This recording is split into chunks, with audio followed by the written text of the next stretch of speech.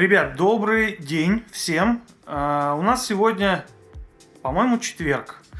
В течение недели я вообще даже не каждый день выходил из дома, потому что я много работал, много занимался. Да, я все еще учу Python, и я закончил уже курс новичка, сейчас прохожу другой курс. Не буду ничего рекламировать, но, в общем, скачиваю разные курсы, прохожу, повышаю свое мастерство.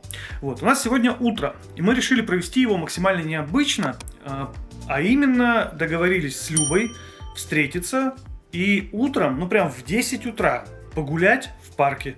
Но почему бы и нет? Мы вообще думали позавтракать, но мы встаем сильно раньше и не дотянули бы просто. Поэтому позавтракали мы дома на балкончике, а с Любой идем просто погулять в парк с утра. А дальше у нас у всех дела. У Любы учеба, у нас там тоже есть важная встреча. Вот, ну и до этого момента сижу, работаю. Вот здесь Дашуля там уже готовая, уже все собралась. Смотрите, какая вся в беленьком, чистеньком, красивая, улыбается. Ух! Да, я иногда улыбаюсь. Вот, напишите ей комплимент какой-нибудь. Она же такая милаха, когда улыбается, да? Нет, я грозная и злая. Да, ну что ты выдумываешь? Вот, что, малышка в домике становится все больше, и домик становится все больше. Хотите, покажу? Хотите, покажу? Ну, смотрите. Вон какая. Вот, так что у нас срок 2 недели. Ребят, 2 недели. Сегодня я, когда утром спал, подумал, черт возьми, а так ведь уже не получится. Проснулся, потянулся, спокойно поработал днем, потом погулял, вечером посидел спокойненько, что-нибудь посмотрел. А вдруг такого уже не будет? В общем, я не знаю пока, чего ожидать, но мысли такие есть. В общем, все, Люба пишет, что приехала. Пошли гулять. Это что, каникулы у Бонифация, что ли? О, вообще просто, посмотрите, я готова к этому завтраку. Привет, каникулы вы не под... Я готова, то есть это парк, я шляпа, все, корзинки нет. У нас только парк изменился, исходя из времени. Ничего страшного, главное, что он будет вам. Мы пойдем в другой парк. Прекрасно. Ну вот, собственно, такую полянку мы и нашли, прямо рядом с Бельграно С, со станции метро. Здесь на лужайке сейчас расстелим пледы. Люба взяла свежевыжатый сок, медиалунос, это типа круассанов, но немножко другие. Вот. Здесь с собаками гуляют. И, кстати, да, в Буэнос-Айресе вообще нет бродячих животных. Все домашние, вот все на поводках, вот ребята гуляют, вот тут собаки, там собаки. Вот такие малыши. Quiere dormir. Какой славный пес.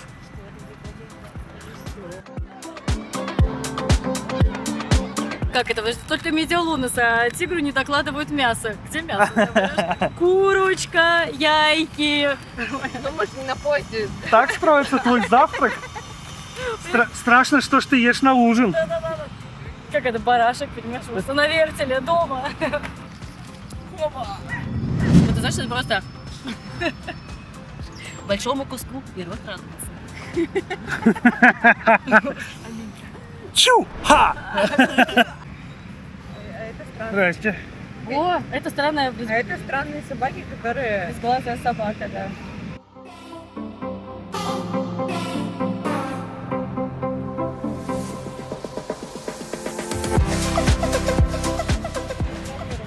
Вы видите, это колибри.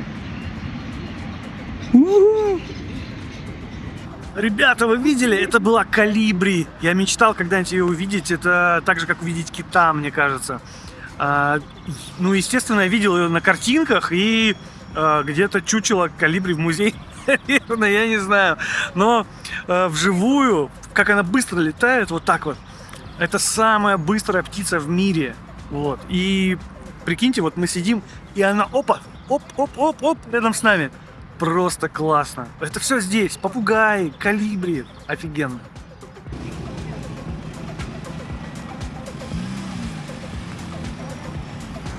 Ну что, вот мы прекрасно провели 1,5 часа на свежем воздухе, в тенечке.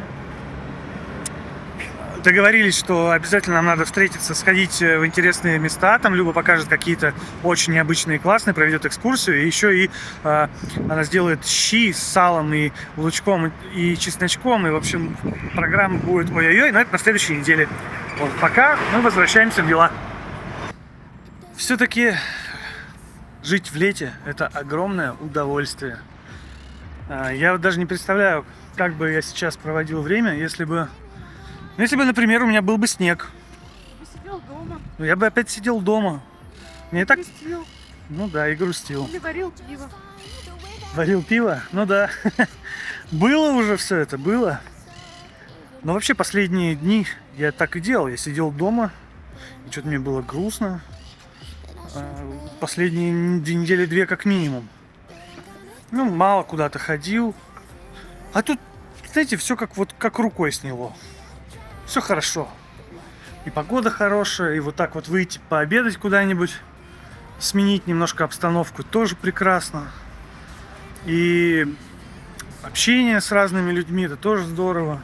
В общем, все потихонечку как-то налаживается. Цветы, видите, какие. Так, ребят, ну, наверное, пришло время рассказать. Мы с Дашей открыли в Аргентине агентство недвижимости. Как это работает? То есть с чем мы сами сталкивались, когда искали квартиру?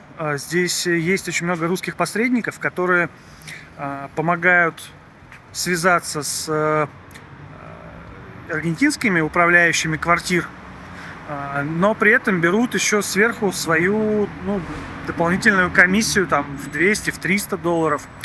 Учитывая, что и так нужно заплатить первоначальный взнос, ну, в смысле, это за первый месяц, плюс депозит, плюс агентскую комиссию. Это вот как раз это агентство, которое управляет этой квартирой, управляющим. Вот. Но это все выходит в 3 платежа, это очень много, да, поначалу. И плюс еще посреднику 200-300 долларов, ну, такое, конечно. Ну, и мы решили, что мы вообще с этим не согласны и хотим сделать сервис для русскоязычных людей, чтобы не брать сверху деньги, чтобы давать хороший сервис по поиску недвижимости, при этом без дополнительных комиссий и платежей. Вот. И за месяц, наверное, моя команда создала сайт. Мы его наполнили, связались с различными агентствами недвижимости, управляющими, собрали базу и запустили рекламу на это все дело. Вот, в общем, мы стартанули, и сейчас у нас будет просмотр. Это наш первый просмотр. Вот. По крайней мере, с этим бизнесом мы стартанули. Поэтому, ребят, если кто-то из вас или ваших знакомых собирается ехать в Аргентину, вы можете уже заранее начать искать жилье у нас на сайте. Вот сайт, ссылочка внизу. Пожалуйста, то есть для вас это не будет стоить дополнительно ничего. Здорово же? Ну что, мы показали 2 квартиры. Честно сказать, первая мне прям понравилась. Только у нее не было балкона. Во второй квартире был огромный балкон. Большущий. Прям, мне кажется, соразмерно всей квартире. Но сама квартира была какая-то очень уж уставшая. И плюс находится она на улице такой 3-рядной, по которой прям ночью наваливают прям мотоциклисты, автобусы, мусоровозки. И ребята, которые там живут, они сказали, что шумновато. Ну, в общем, вторая квартира точно людям не зашла. Первая еще не знаю. Но будем накидывать еще варианты. В общем, так или иначе, мы стартанули с нашим бизнесом. Теперь ждем первых результатов. И после просмотров квартиры, немного пообедав, мы решили зайти на чаек к Гоше. Купили сладенького. Вот он идет. Мяу. Мяу. Саня, открой.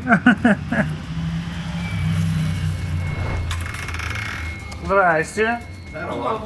Как Привет. видите, у нас еще тут Привет. веселье. Ого, что тут прям прохладненько, свежо. Просто прекрасно, да? Мне жарко. Так, какие у тебя дела? Чего нового? Вот надо поменять. Серьезное дело. Да. Серьезному человеку серьезные дела. Смотри, сериальчики. Мы у Гош попили чаю с брауни. В итоге поняли, что объелись и устали, и повалялись еще на большущем диване, поболтали, все обсудили. Ну и, честно говоря, пора выдвигаться домой. Времени 5 вечера. Если не сейчас, то простоим мы в пробках. Так что прекрасно мы провели сегодняшний день. Сделали много приятного, немного полезного. Но, по крайней мере, этот день прошел точно на позитивной ноте. Ну и слава Богу.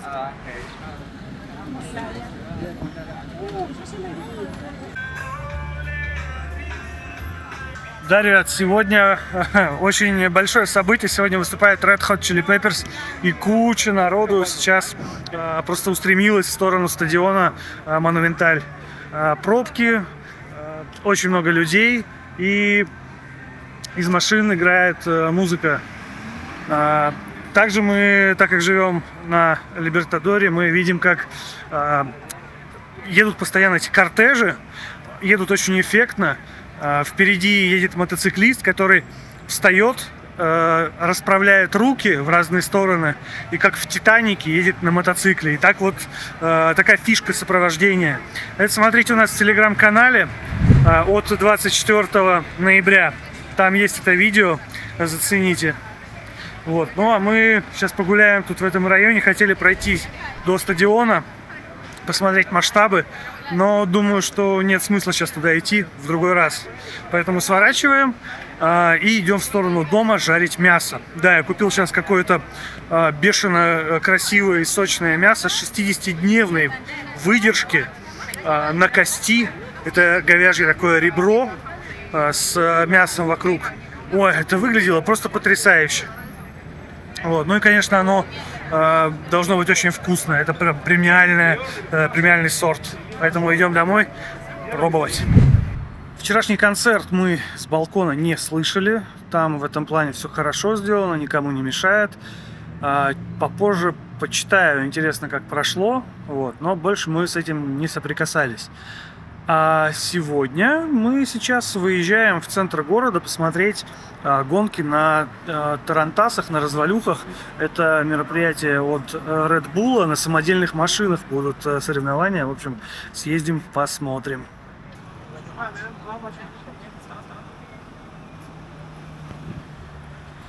Мы решили проложить маршрут так, чтобы прокатиться на метро. Там в центре пробки. Смотрите, как спускаешься вниз. Вот так вот спускаешься, очень узенький вход. Только спускаешься, попадаешь сразу на станцию. Тут же. Никаких там вестибюлей, эскалаторов. Мгновенно.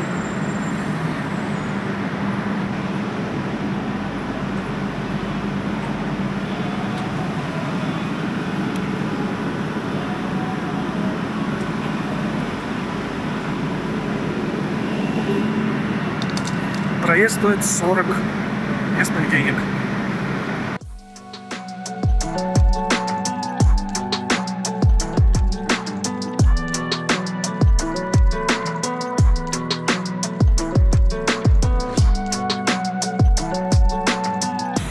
Господа, ну это полнейший облом.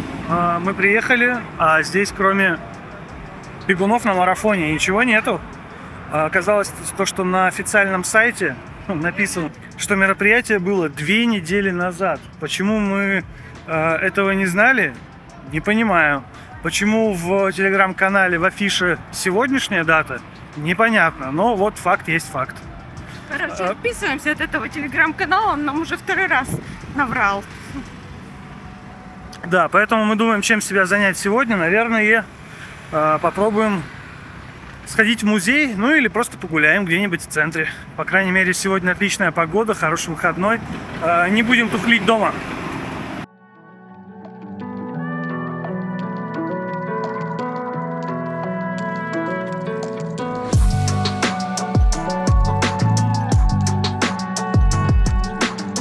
Так, ребят, у нас не получилось посмотреть сегодня на всякие машинки, но мы решили сходить в музей. Первый раз, кстати, в Буэнос-Айресе мы пойдем в музей. Музей латиноамериканской культуры. Вход стоит 3000 песо с человека.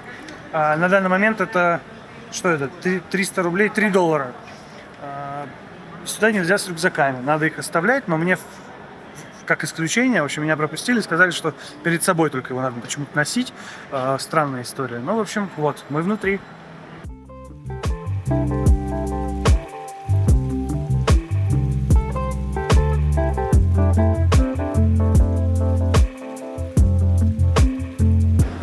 Где-то я это уже видел, правда, чуть большего масштаба, и, по-моему, это делал Малевич.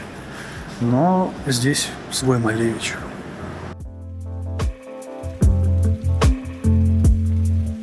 Да, ребят, промежуточный вывод такой. Вообще ничего не понятно. Что, к чему, для чего. Тут есть аудиогид, но он на испанском и на английском. И то, что там говорят, ну, это выше моего уровня английского. То есть я могу нормально разговаривать, ну, там, объясняться о каких-то бытовых вещах. Но тут же там всякие термины, исторические события, какие-то культурные моменты. В общем, ничего не понятно. Поэтому ходим, смотрим вот на такие вот всякие фигуры. Ничего не понимаем, и, честно говоря, интереса все меньше и меньше с каждой минутой. Вот как-то так.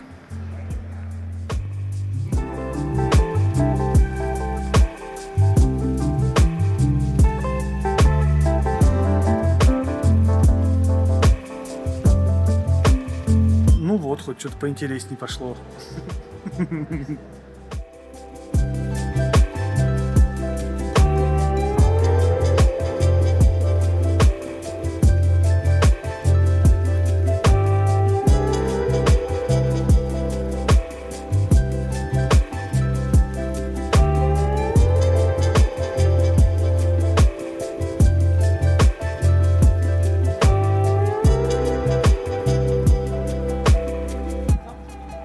Ну, если резюмировать, ну, как бы мы просто провели время, смотрели какие-то картины. Я не скажу, что было очень увлекательно.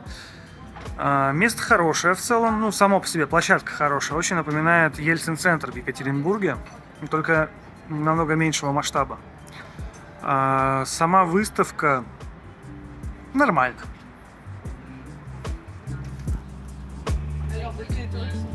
Ну, просто мы не такие великие деятели культуры, чтобы оценить все это великолепие.